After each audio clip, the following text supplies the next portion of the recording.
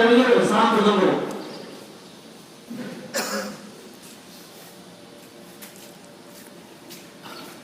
সম্মানিত মুসলিম, এখন সময় 8:52। 9টা জামা দেবে ইনশাআল্লাহ। এখনো যারা আছেন এখনো ঘোরাফেরা করতে অনুরোধ করি তোমরা চলে আসুন।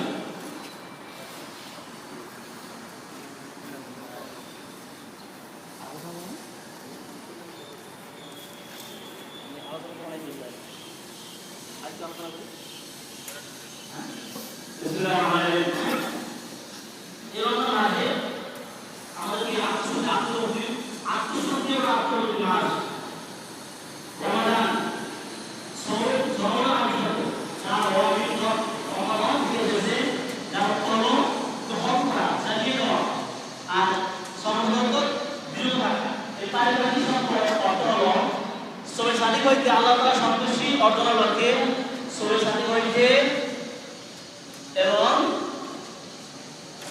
সুন্দর সুন্দর খানা দিয়া এবং অর্থটা খারাপ কাজ থেকে বিরত থাকতে আমি হলো সিয়াম। সিয়াম শব্দের অর্থ হলো দাহ করা, প্রিয় দেওয়া, বিরত থাকা।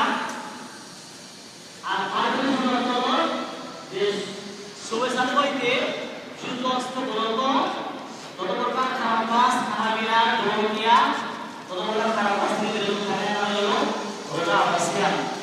ইসলাম আল্লাহ বলেন ইয়া আইয়ুহাল্লাযীনা আমানু কুতিবা আলাইকুমুস সিয়াম কামা কুতিবা আলাল্লাযীনা মিন ক্বাবলিকুম লাআল্লাকুম তাত্তাকুন।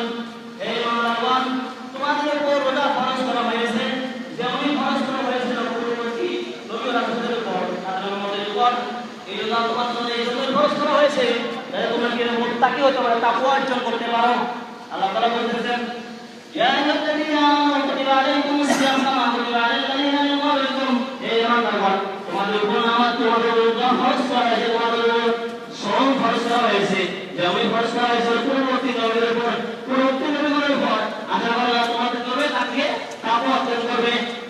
আশা করি আল্লাহ তাআলা সূরা বাকারা 125 নম্বর আয়াতে বলেছেন শাহরুল রমাদান আল্লাযী উনজিলা ফীহিল কুরআন হুদাল লিন-নাস ওয়া বায়িনাতুম মিনাল হুদা ওয়াল ফুরকান। কি বলেছে? এই রমজান মাস কি আছে তোমাকে যে কোরআন নাযিল করা হয়েছে, এগুলা মানুষ জাতির জন্য কি জীবন যাপনের বিধান করে দিয়েছে, সৃষ্টি করে পারি এবং এটা সঠিক সত্য পথ প্রদর্শক, হক ও বাতিলের মধ্যে পার্থক্যকারী এই কোরআন। তারপরে বলতেছে ভাই তারপরে ভাই ওই ভাই আর আমি বলে দাও তোমাদের রাসূলুল্লাহ সাল্লাল্লাহু আলাইহি ওয়াসাল্লাম মানসাআ ঈমান আলাইহিসসালাম উফরা হুমা তাওয়াক্কালুন ইল্লা বিহুমা আফান। বলে আমি মনে করি রাসূল সাল্লাল্লাহু আলাইহি ওয়াসাল্লাম বলেছেন মানসাআ রমাদান,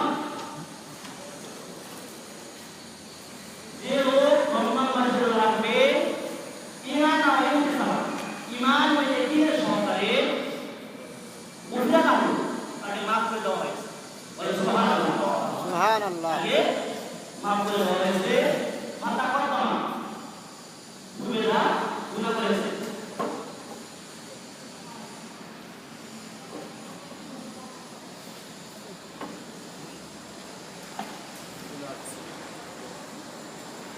বলেছেন মাতা কথা না আর ভুলেরা গুনাহ হয়েছে, মাফ করে দেওয়া হয়েছে।